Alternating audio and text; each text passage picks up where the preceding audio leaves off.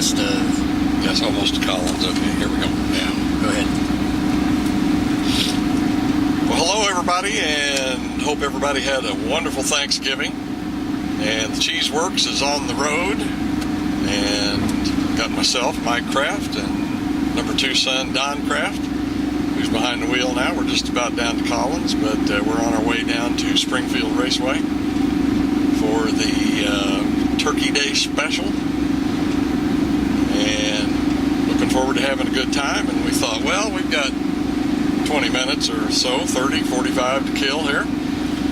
Why not maybe talk just a little bit about racing this year in 2014, as we're on our way to probably what is going to be the last race of the year here and around the Kansas City area, of which, to me, that includes Springfield, Topeka, Atchison, whatever. Sometimes we get up to Oskaloosa. Some tracks to the east, but not too far. Moberly, I think, is about as far as I've been to the east. But we thought we'd talk about racing in 2014 anyway. That's what we're here to kind of talk a little bit about. And we thought we'd discuss just a little bit about who some of our racers of the year might be if Cheeseworks was really going to give out an award. And I know there's going to be a lot of people going to disagree with what we picked on, so Yeah. we're putting ourselves in a hole. But anyway, keep in mind that we are pretty much located around the Kansas City area. Both of us go to Lakeside a lot, and so these picks are going to be loaded with Lakeside drivers. Plus, I didn't go to the races that much this year, so... So that's kind of where we're coming from, so you get an idea of where that is. But Don, let's start with the A mods. I know you've got a pick, and probably one that most people might not agree with you, but give us your reasons why and tell us who it is. The driver is A mod. Well, I think we're going to start with A mods, and it was a guy named Jared Steins, number 58. I don't know exactly where he came from, what state. I think you're from Iowa. Yeah, but he came out there and really didn't do too good at first. I mean, he'd finish, respectably. But one night I was filming for Dad when he was out of town, and Jared got a win, and stuff like that is what I really enjoy seeing, because we all know that the Lakeside drivers are some really hard guys to beat, and for a guy to come out there and race against these folks and try week in and week out and get a win with these guys, to me that's really impressive. I've watched all these drivers at Lakeside race every week, and like I said, to see somebody come out there and get a win and see how happy he was. And I even did the interview with him because I thought, man, I've got to interview this guy, because Dad always we all like first-time winners, and I really think if he races there this year, or next year, 2015, I really hope he comes back and really does really good.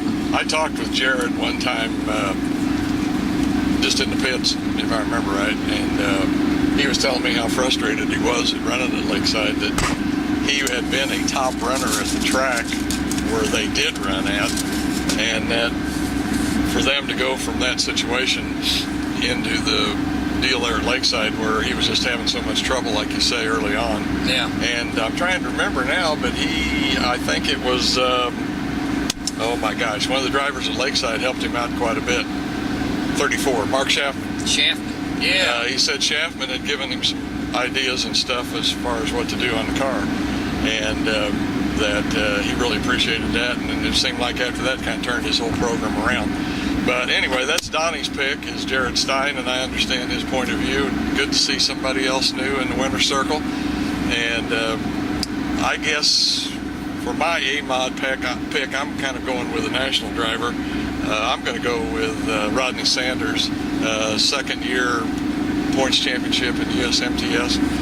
And as far as I'm concerned, just one of the most talented drivers out there right now, because it always points out to me when he wins that you've got all of these other talented drivers that are there, but yet he finds the right setup, drives the car right, does the right thing at the right time, and always finds a way to win.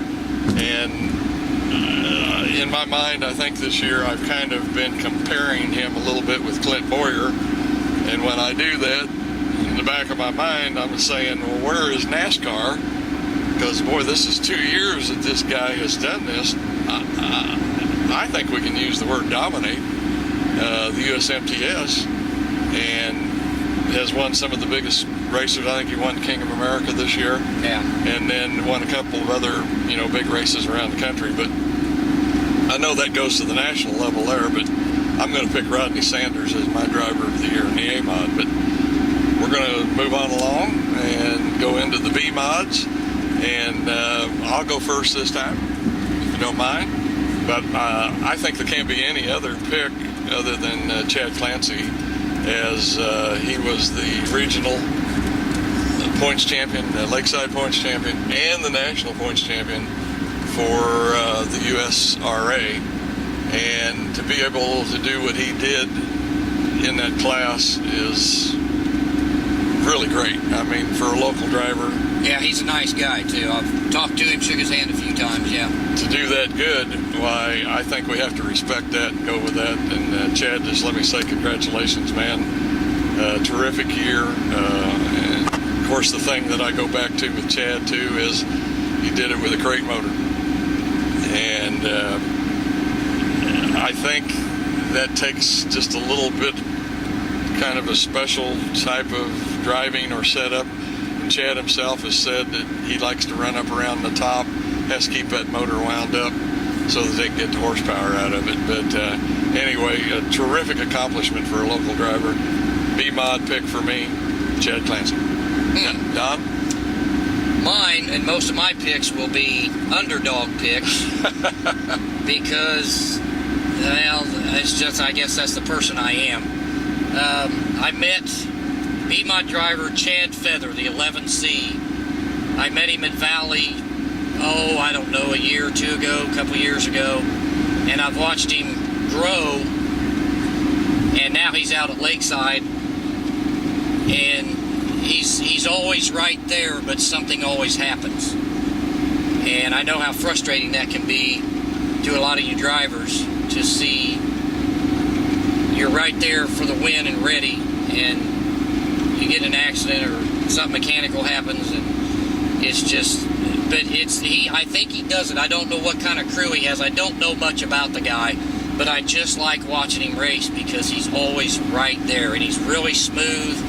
I've watched him race with Jake and talked to Jake about him, and he says, he's a good up and coming kid. So Chad Feather is definitely my pick for a B-mod driver. Driver of the year. Yep. Okay. One guy we want to throw a shout out to that I think both of us are really glad to see him getting back into racing, let alone into the B-mod racing, and that's going to be Tim Powell. Tim Powell! Powell, we call him. Tim Powell. Tim Powell. And Tim, it's good to see you back in the race car. And I think you had a couple of feature wins this year. If I remember right, your daughter interviewed you twice on the Cheeseworks video. Yeah. So I know you had at least 2 wins. But anyway, just a shout out to Tim Powell. Let's move on to street stock. You want to head it out there? Sure. Another underdog pick. A lot of the guys I picked don't have many sponsors. They just got a number on their car. Dean Hensler, blue street stock at Lakeside with I think an orange number 8 or a red number 8 or yellow or something like that. Dean Hensler, car always looked real jacked up in the back Yeah, end. that's what I couldn't figure that out. Looked like how does he get this thing to handle? I think he did win one feature this year. The times that I was in the pits and talked to him, I think it was his father, and I don't know if it was his mother, but I think it was only the 3 of them that were working on that race car. And we can all have all the pit crewmen we want and not win races, but to see a guy do it with him and his dad and one other crew member, that's my pick for street stock driver of the year. You know, I hope next year he comes back and really whoops it up on him. It'd be nice to see. You know, those kind of situations are always good to see a family like that, mom and pop, so to speak, team. Yeah. And didn't he used to race? He was from Southwest Missouri, and I don't know if he raced any B mods or what before he got into that. I don't remember him getting old. Sorry, memory checking out on me on some of this stuff. But I know he was from Southwest Missouri, and in fact, I think his car builder and possibly motor builder were still both from Springfield. But anyway, congratulations, Dean. A good year, fun to watch you run. I don't think we can do the street stock or super stock, whatever they call it now, USRA class, without Brett Heater. What can I say? Terrific young driver. Shows me a lot when he races. I mean, he's not a throw it in there, charge it in there kind of guy. He takes his time, makes his passes clean. And of course, Bobby Heater, his dad, engine builder, they do it right, man. I mean, they put them together where they last, although I think they did have 2 or 3 motors that blew this year. Yeah, that's what I've read, yeah. But anyway, Bobby always does a good job. They do a lot of testing. I know we went down and did a dyno test with him one time, and really had a lot of fun doing that. Very educational, a lot of fun to watch. But that's my pick. Brett Heater, I think 2 years in a row now, won the points championship at Lakeside for the factory stock, super stock, whatever it's called now. I never can remember all of them, but he'd be my pick. Moving on, we're going now with some big high dollar stuff now, man. We're stepping up. We're going with the late models. And to me, man, you just can't think of the late model racing around here without going with TP, Terry Phillips, who we'll probably see today down here in Springfield. But Terry represents the region well anytime he travels anywhere. And of course, I think early in the year had some big wins, I think out west or south or somewhere. But he would have to be my late model driver of the year. And of course, you could probably have repeated that for the last few years. Yeah. But that would be mine. And of course, you haven't traveled and seen as many late models as I have. And if I was going to make a second pick, it would probably be Tony Jackson Jr. So that would be my 2 picks as far as late models for, let's say, the region. Now there are others. Of course, Jesse Stovall will have to have a strong mention in there. And Brad Looney, who I think won a race at Springfield earlier this year also, would be another honorable mention. But that would be 2 of them that I would just have to pick in there. You got anything to say about late models? Late models. The only time my jaw dropped in awe, not that I'm not a late model fan, but the one time my jaw dropped in awe was when I went to US 36 with a friend of mine, Dean, and Billy Moyer was there, and he was the only hot dog up there. And to watch him drive that car at US 36, I just kept looking at Dean, and I just couldn't believe it. The way he drove, the way the car looked, it was amazing. Late models. I learned a lot of respect with late models and sprint cars in the last couple of years. Okay, we're going to move on to sprint cars, and being a age-old sprint car fan, late model sprint car fan from the old days of racing around the Kansas City area, boy, I've got to think of sprint car racing without the wings. And if you're going to go there, then you've got to think of Chris Parkinson and what he did in War Series this year. I know I talked to Chris, I think it was Valley or somewhere. But of course, he's telling me, we're not concerned about the points. It's just a every week thing with us. And we just go out and try to win the race that week, and the points will take care of themselves. And that's what he did. I don't know how many wins Chris had for sure in the War Series this year, but he won enough to win the points and able to stay in the top 5s to pick up those points. And Don, you want to mention who our second pick would be? Well, I got something to say about Chris Parkinson.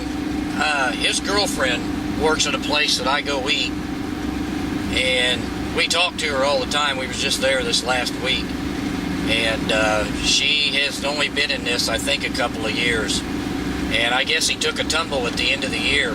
Yeah, I did. And she didn't like that too well, but... I think he messed up a car and had to bring in a new one. The chassis went to Indiana, if I remember right, to pick it up. But he's supposed to be getting a picture at this place, put it on the wall. Oh, is he? Yeah, they've got a couple. They've sponsored several street stocks and B-mods and stuff over the year. But it's nice to know somebody in the racing world. That's how small our little community is.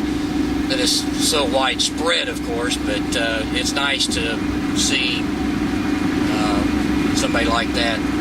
Speaking of keeping it in the racing world, we race with the dad of our second pick. Yeah. We race with Chuck Golf at Skips RC Raceway, and his boy Chad is the one, I believe, that finished second. You get to see Chad race this year? I think one time at Valley, but it didn't turn out good. I think steering broke or something, because I remember Chad being there. Yeah. It was a wingless race, but yeah, it didn't turn out good. Nonetheless, Chad had a strong season too, and he would be our number 2 pick as far as going with the wingless. And of course, we would really not be doing the right thing if we didn't mention Brian Brown. I think picked up his first World of Outlaw win this year. Also was second at the Knoxville Nationals. So, man, you can't get much better than that. Run a ton of ASCS races. Brian staying away, I think, from trying to run with any specific organization. But kind of like what they used to do in the old days, would actually be a true outlaw. Brian actually just getting out and running for the money wherever the biggest pot is. That's where he's going to go. And hats off to Brian Brown. That would be our, I guess you could say, winged sprint car pick for driver of the year. Yeah, there you go. But one we forgot to mention, Don, as we were making out our list, was what about the Grand Nationals there at Lakeside? Oh, shoot, the Grand Nationals. Oh, wow. Tim, what's his last name? Shields. Tim Shields. Tim Shields. There you go. Well, since these two battled all year long, you take Tim Shields and I'll take Gary Donaldson. Well, Tim came in, I'm not sure it was a new car this year, but a car that was built by a local guy, and I'm having trouble remembering that name, senior moment here, but anyway,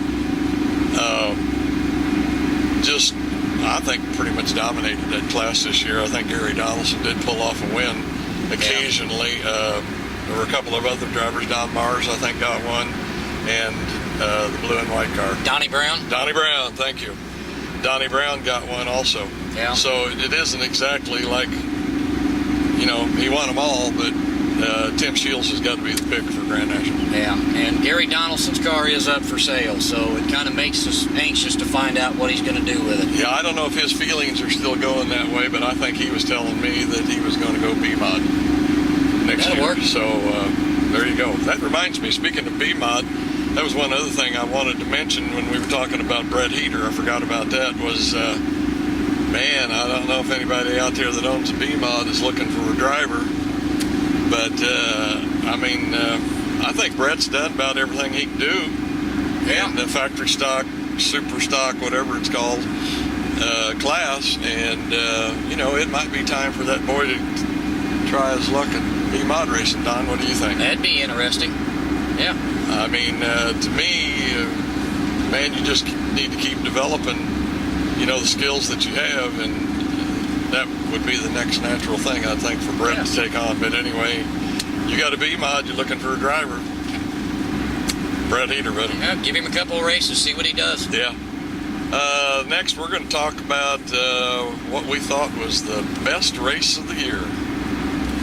You want to go first, Don? Sure, we can say. I'm still thinking about it. You're still thinking about it. Well, I know we both agreed because we talked about it before, but we thought the first annual USRA Nationals at Lakeside was really cool. To have all them cars from all over, different people. it just the whole. I mean, what was it? 4 days, and I went 2 of those days, but I think one day was because of rain. But anyways, that last night was just jam-packed. I mean, everywhere I looked, I had to keep my head up and my eyes open. The stands were full, the pits were full. There was constantly somebody going by. I mean, and the racing, I thought, was really good. The USRA Nationals was definitely both of our picks for one of them.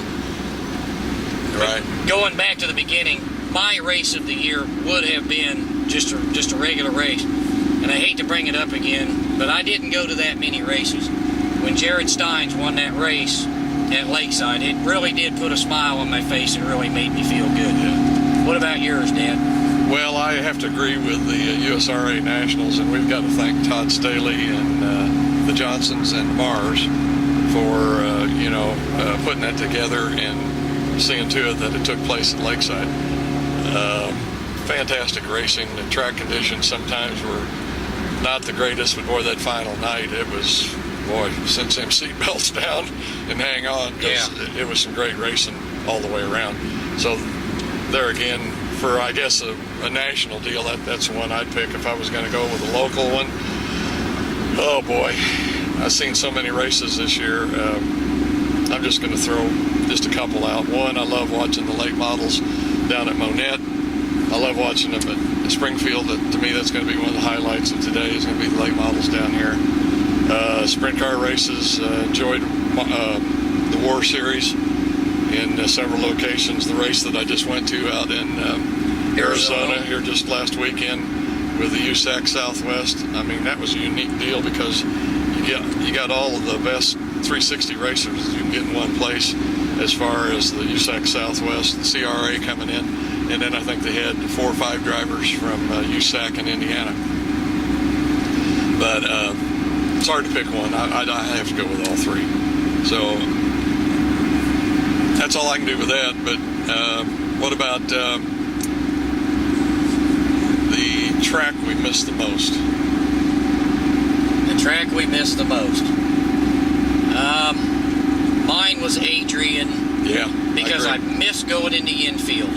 If a lot of you fans never got to witness a race in the infield. Well, shoot, you could stand right by the rail. I mean, actually, when the cars went around, they were only like 6 feet from you.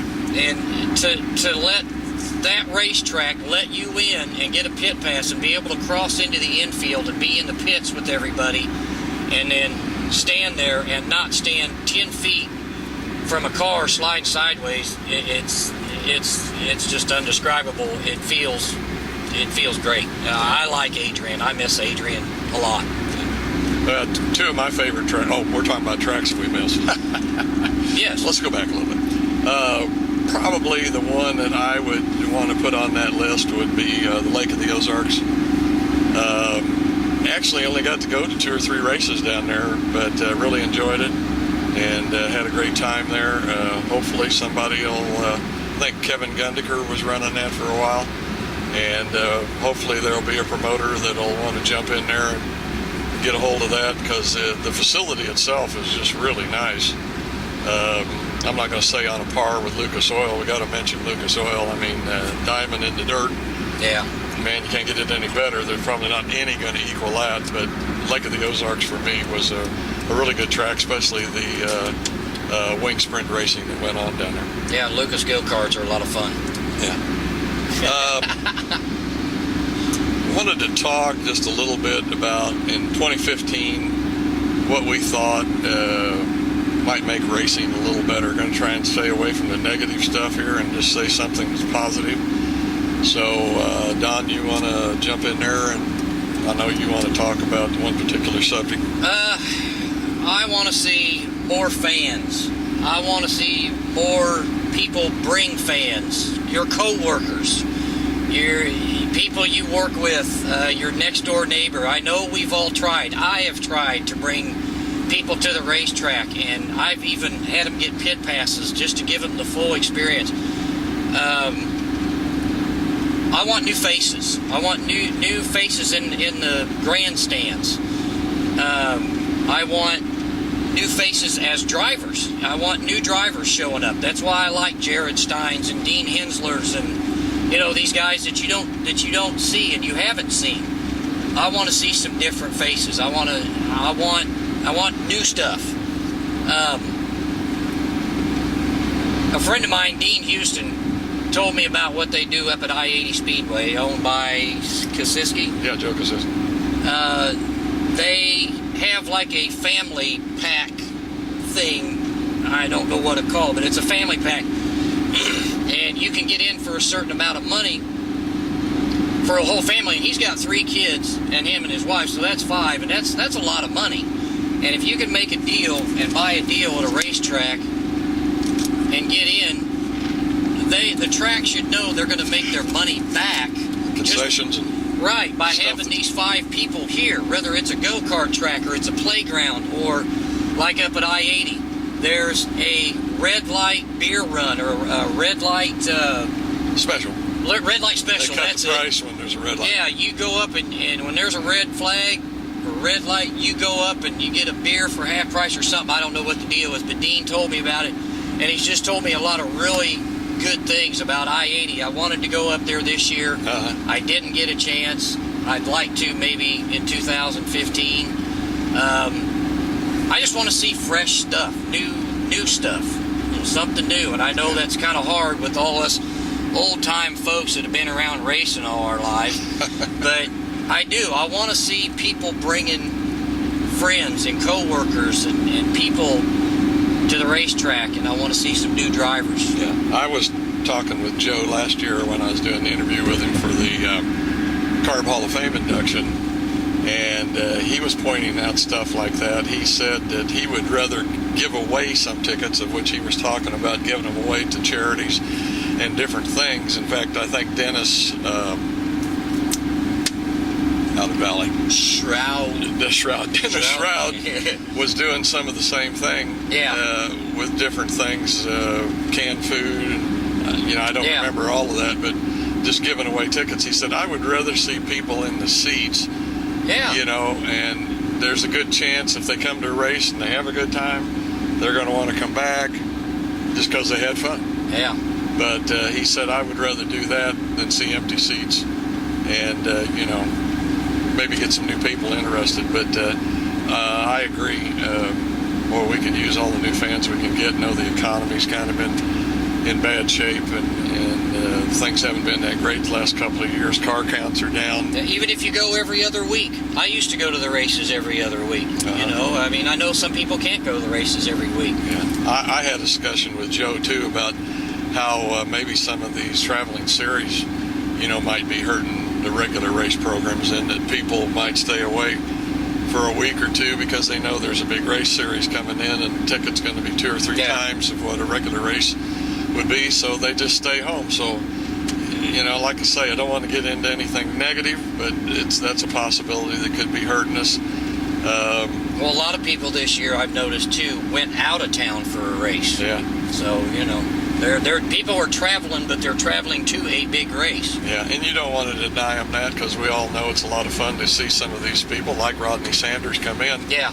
That is a real talent behind the wheel, and we all want to go see that guy race and see him win. And so, if you don't have the money, you don't have the money. But I agree with Donnie, man, we just need more fans. I think one of the things that I would really like to see as far as the racers go and trying to get more racers involved is I think there needs to be more openness with track owners. They don't need to show everybody the books, but I think racers do want to know why the purses are where they are and what they are.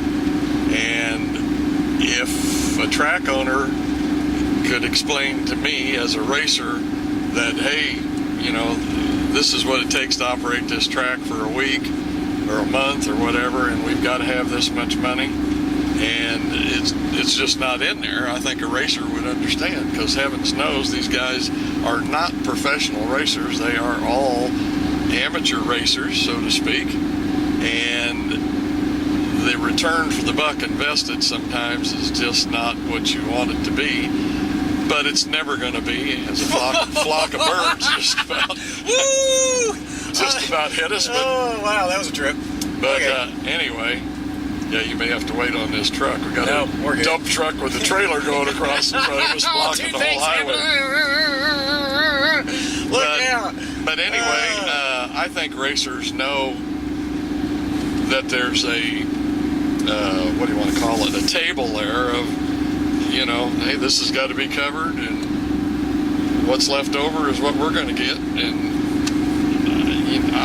I think they have a right to know what it is, but yet you don't have to show them the whole books to explain what that is. But purses have kind of come down. I'll throw Denny Crooks' name out there. He's telling me that back when he was racing in the 80s or 90s, that the purses are about the same right now for a street stock or a pure stock as to what he was making back then. And, that doesn't make any sense because they're investing way more money. But anyway, I say, let's forget the negative stuff. Let's get out of that. Yeah, we got 25 miles to Springfield. We got to get on the ball here.